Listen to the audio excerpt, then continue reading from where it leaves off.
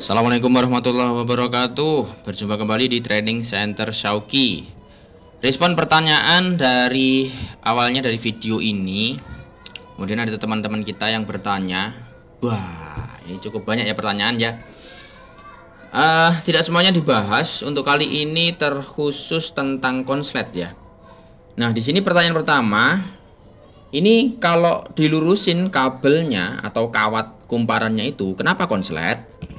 Dimana di situ sebenarnya sudah dijawab sih di sini, tapi kita akan bahas lebih lanjut ya. Benar kalau kawat dilurusin, meskipun panjang kawatnya sama sehingga resistansinya juga sama, terjadi korslet atau konslet terserah. Yang terjadi bukan short benar-benar, tapi berarti nggak konslet benar-benar, tapi menarik arus yang besar. Ini sudah benar. Sebenarnya tidak perlu dilurusin, tapi dicopot rotornya, maka nanti intinya kumparan tadi akan menarik arus yang lebih besar dan mengakibatkan panas, isolasi kawat emailnya terbakar. Ini tidak dijelaskan oleh pembuat konten karena memang belum kepikiran, Pak. Terima kasih sudah menambahkan ini ya. Kemudian ada juga di sini yang masih sejalan ya.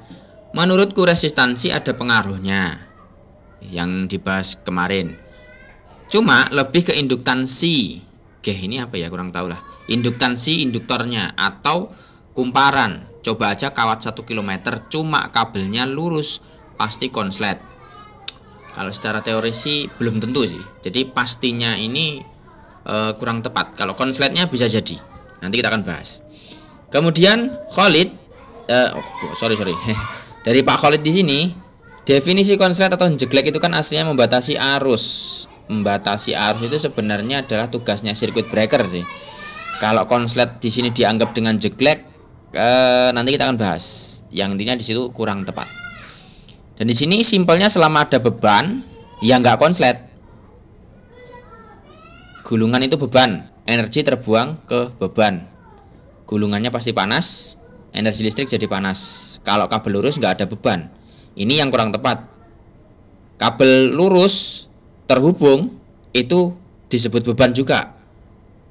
Beban dari pembangkitnya, beban dari supply-nya. Ya, kalau beban secara umum kan harusnya sebagai alat listrik ya yang kita pakai tenaganya. Tapi kalau yang ini maksudnya beban adalah membebani power supply-nya. Dimana di situ kalau konslet bebannya sangat tinggi. Dan di sini sudah disebutkan energi terbuang ke beban, ke kawat tadi. Jadi panas. Itu panasnya melebihi dari kondisi normal begitu. Jadi konslet itu sebenarnya juga beban sih, tapi beban yang nggak normal yang cenderung dianggap gangguan. Nah, dari pertanyaan-pertanyaan berikut yang akan dibahas adalah tentang short circuit, jenis beban listrik, back EMF, dan juga tentang kawat lurus tadi, bahasan utama sebenarnya.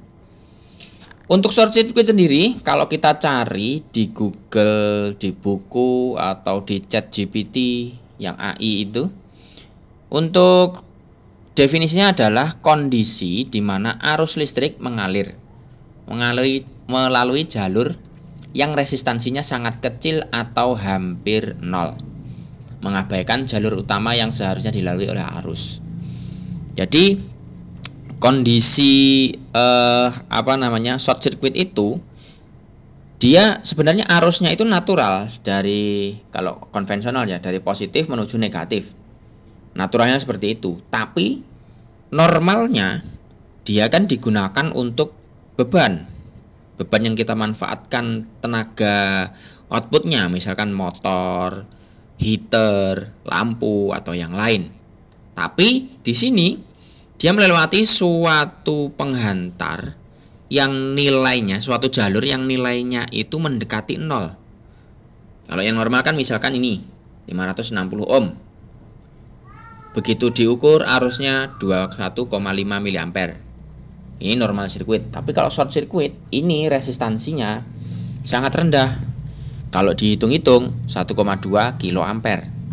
Nah, di sini dianggap short circuit karena 1,2 kA ini untuk sumber listrik bisa menimbulkan kerusakan. Kabel juga bisa panas, meleleh, dan rawan kebakaran. Itu short circuit ya. Kemudian apakah konslet atau short circuit itu sama dengan trip atau jeglek? Nah, kalau jawabannya di situ, di sini ada tulisan konslet itu tidak selalu ada trip dan trip belum tentu konslet. Maksudnya di sini konslet tidak selalu ada trip.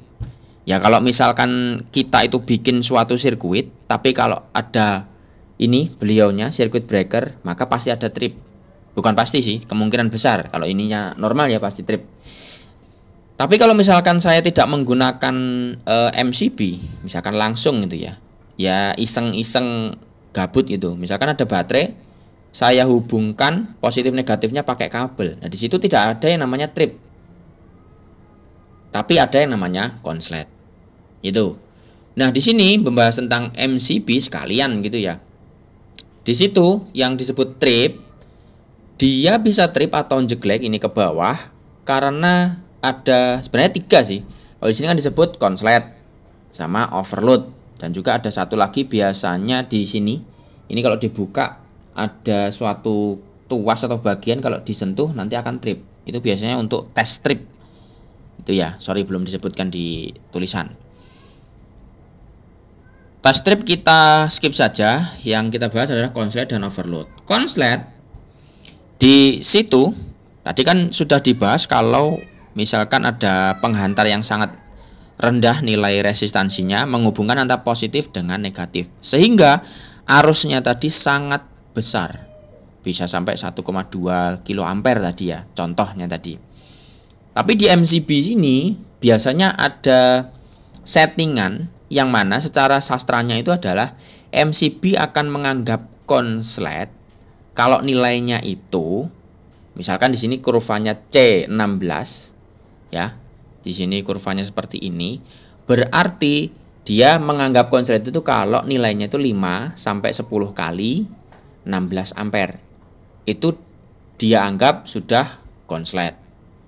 Itu. Padahal apakah itu beneran konslet? Belum tentu. Kadang-kadang di situ adalah starting motor yang DOL. Biasanya arusnya juga cukup besar ya. Di situ bisa membuat arus yang mengalir ke circuit breaker ya bisa segini. Yang mana di situ kalau kurva C biasanya akan rawan ngetrip atau jeglek. Padahal di situ tidak konslet. Nah, jika arus yang mengalir itu kurang dari 5 kali 16 ini, maka dia disebutnya bukan konslet, tapi adalah overload atau beban berlebih. Nah, ini bisa kita lihat kurvanya di sini. Kalau dia 5 sampai 10 kali 16 ampere di sini, berarti dia konslet. Kalau konslet artinya ini ada respon time untuk trip. Ini bisa sangat cepat. Bisa range-nya itu 0,01 di sini sampai berapa ya ini ya? Kalau dilihat di sini, ya pokoknya cepet lah. Di atas 1 detik dikit itu udah responnya jelek. Tapi biasanya kalau yang masih bagus ya ini 0,1, 0,01. Sangat cepat untuk ketika dia dilalui arus yang 5 sampai 10 nominal nanti ngetrip. Tapi kalau tadi yang di bawah 5 kali di situ coba kita lihat berapa kali arus nominalnya, misal 3 kali arus nominal atau 3 kali 16 di sini. Berarti tripping time-nya itu adalah sekitar ya anggap saja 12 atau 15 detik lah. Begitu dikasih 3 kali 16 ampere tidak langsung trip. Tapi dia nunggu beberapa saat, di sini 15 detikan. Terus kemudian dia nanti akan trip. Makanya ketika di rumah itu terkadang kita menjumpai ketika menyalakan suatu alat listrik itu instan langsung trip, berarti dia masuk area ini. Tapi ketika menggunakan misalkan di rumah kami itu 450 VA pakai rice cooker, kemudian ada solder, terus ada setrika, tiga-tiganya nancep langsung. Pas awal running oke, tapi beberapa detik kemudian dia langsung trip. Nah itu karena bukan konslet tapi overload tadi. Oke, itu ya. Ini kata kuncinya, konslet tidak selalu ada trip karena tidak selalu dipasang MCB. Dan trip belum tentu konslet, karena bisa konslet, overload, atau trip test. Berikutnya tentang beban listrik AC. Beban listrik ada induktif, kapasitif, resistif. Induktif pokoknya yang ada kumparan, kapasitif yang ada kapasitor, resistif itu yang biasanya menghasilkan panas. Panas saja biasanya. Atau kalau lampu pijar ada cahayanya. Jika sistem DC, nilai ohmnya didapat dari resistansi. Pada listrik AC didapat dari impedansi.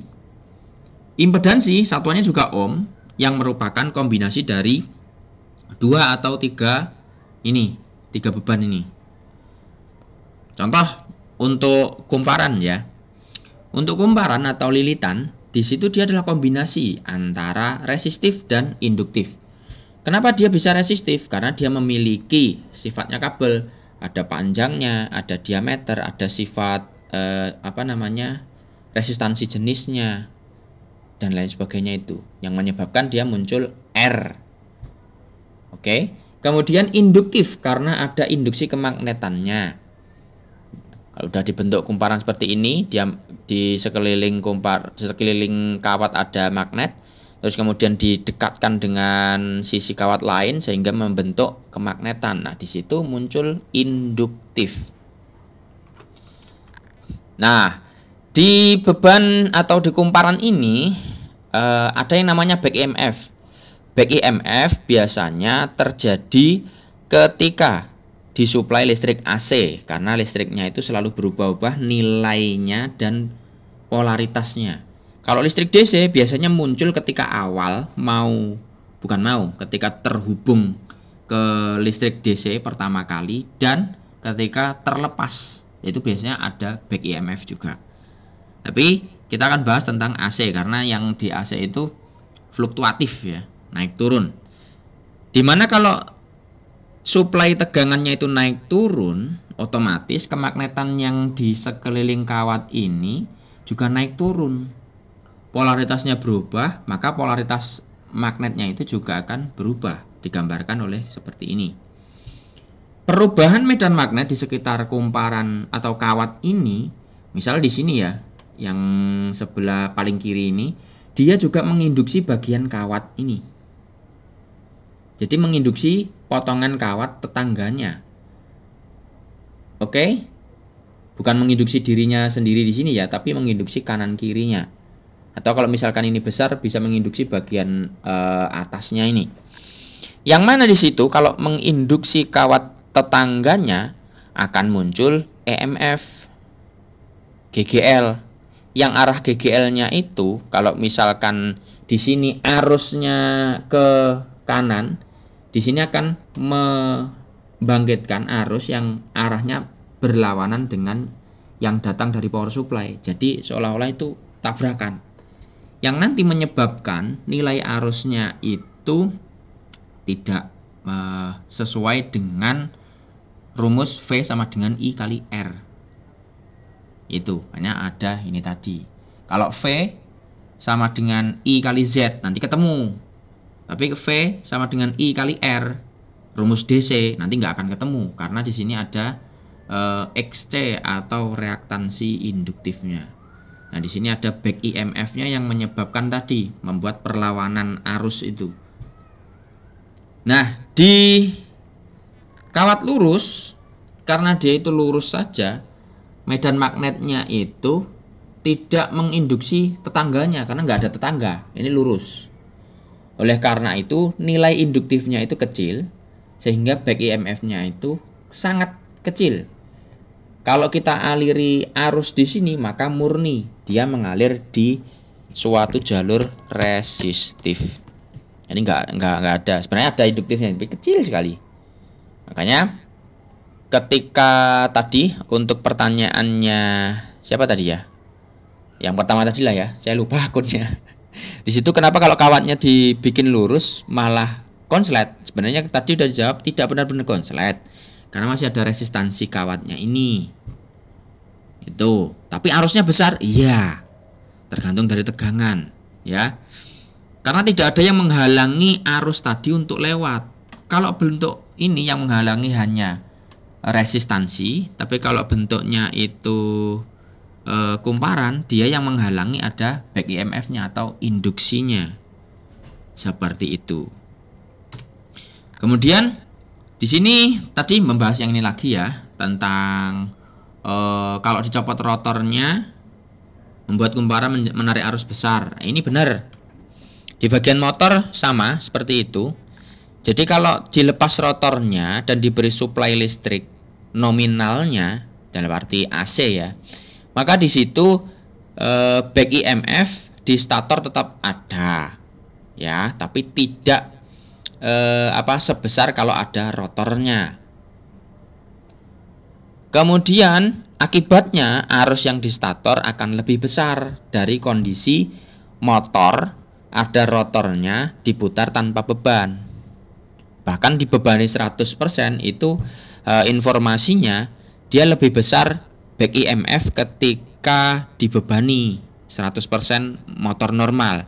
Kalau rotornya dilepas, di situ tidak ada back EMF dari interaksi antara tadi rotor, sehingga di sini yang melawan tadi arus yang melawan supply di situ jadi kecil arus yang melawan, sehingga arusnya di sini besar, lebih cepat panas, lebih cepat rusak. Makanya kalau dulu itu praktikum pengecekan kumparan stator, pengecekan RMF-nya, di situ pakai tegangan biasanya yang kecil saja.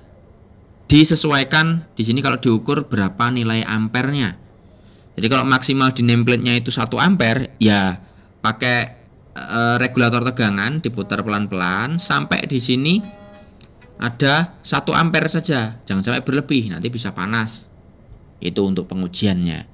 Tapi kalau untuk transformer, karena dia bentuk intinya itu beda, ini informasinya itu hampir sama. Kalau misalkan sekundernya dilepas ya, hampir sama seperti ketika sekundernya itu tanpa beban.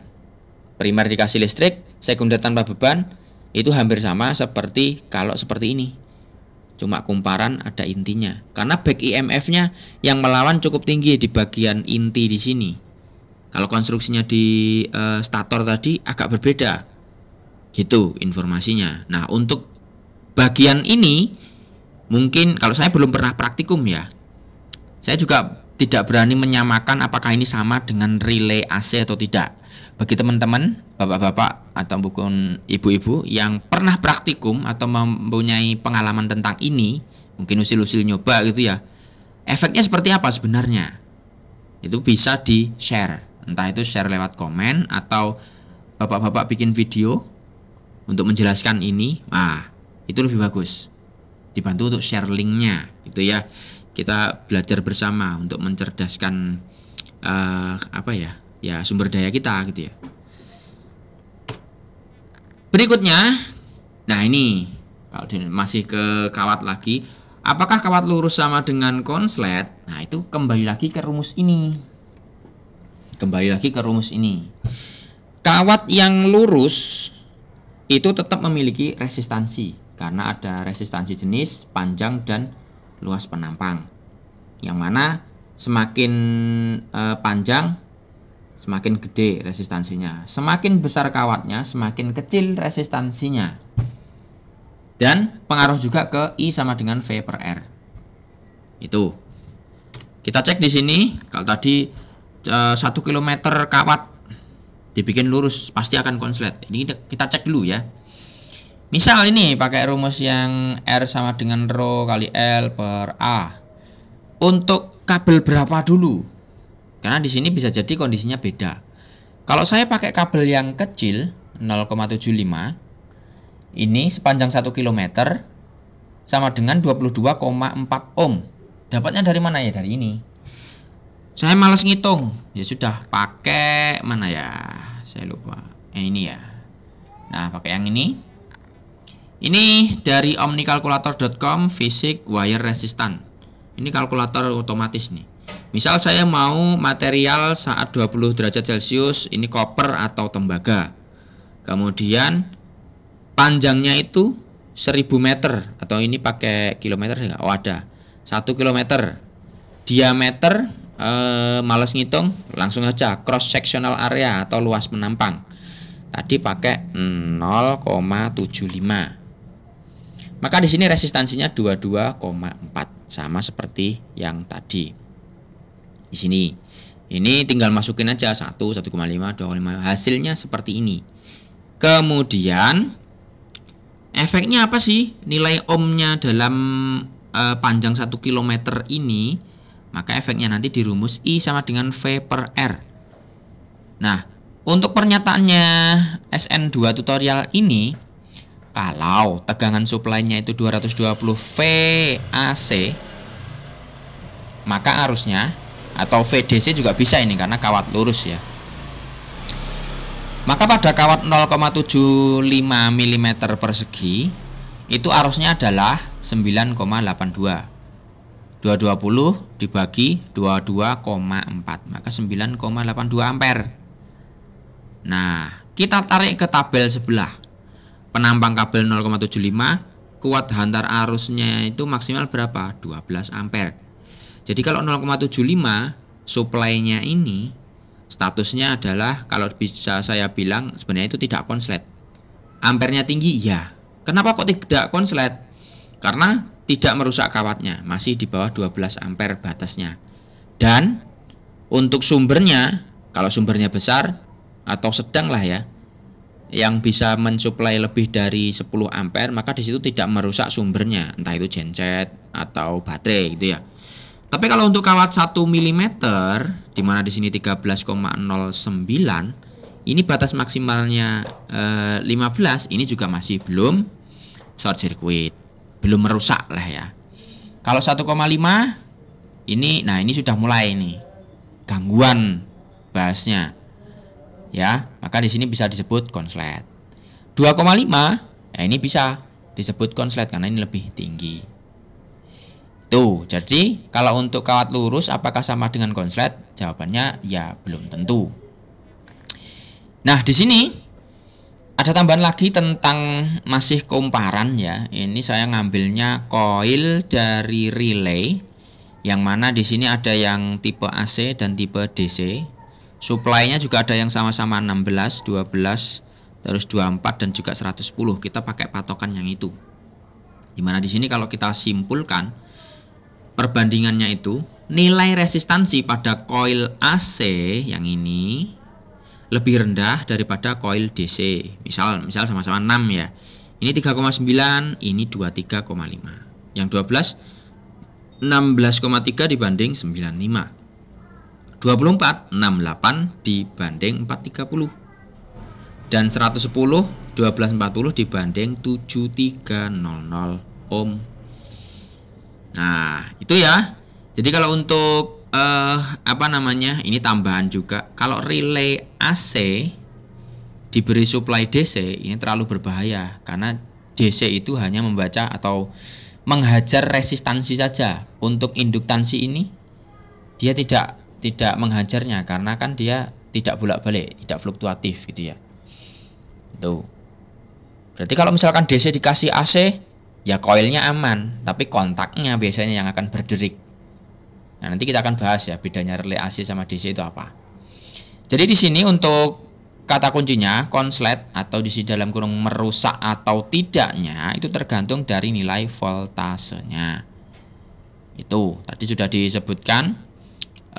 Kalau misalkan kembali ke sini lah, coba ya. Misalkan di sini yang tadi kawatnya 0,75 1,5 ini tegangannya ini lebih kecil, pasti arusnya di sini juga lebih kecil. Otomatis nanti bisa jadi lebih kecil daripada kuat hantar arus, yang mana di situ bisa disebut tidak konslet kalau dilihat dari sisi kekuatan hantar arusnya. Kesimpulan yang pertama, short circuit adalah kondisi di mana aliran listrik mengalir melalui jalur dengan resistansi yang sangat rendah. Oke. Kemudian short circuit tidak sama dengan trip atau jeglek. Short circuit tidak pasti disertai trip. Dalam kurung kalau tidak ada circuit breaker atau fuse.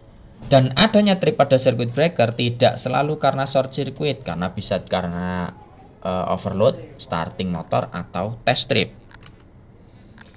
Terdapat back EMF pada kumparan ketika disuplai listrik AC. Inti besi memperkuat efek back EMF di motor dan trafo. Adanya rotor pada motor juga memperkuat adanya back EMF, sehingga arus dari power supply tidak tinggi pada kondisi kerja normal. Yang terakhir, kawat kumparan yang dibongkar menjadi penghantar lurus hampir menghilangkan nilai reaktansi induktif. Efeknya nilai arus ketika disuplai listrik AC itu jadi tinggi.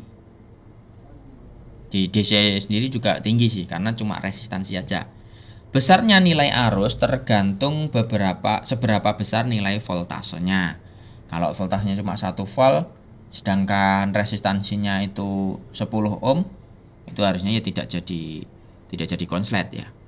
Bisa dikatakan konslet atau gangguan itu ketika efeknya sampai merusak penghantar ataupun sumber listriknya. Itu saja untuk kali ini. Pastinya ini ada kekurangan ya, karena spontan saja untuk ngomongnya ini. Kalau materinya memang disiapin sih buat pegangan, tapi pastinya ada yang kurang. Coba nanti ditambahkan kalau misalkan ada yang kurang atau ada yang kurang tepat gitu ya. Bantu koreksi, bantu perbaiki materi supaya kita belajarnya lebih enak lagi. Gitu saja dari Syauqi kali ini. Untuk next materi akan dibahas tentang speaker, itu kena AC atau DC. Maksudnya supply-nya speaker itu AC atau DC. Itu cukup gregetan juga sih. Nah, oke lah ya, tanpa berpanjang-panjang langsung saja ditutup. Assalamualaikum warahmatullahi wabarakatuh. Sampai jumpa pada video berikut.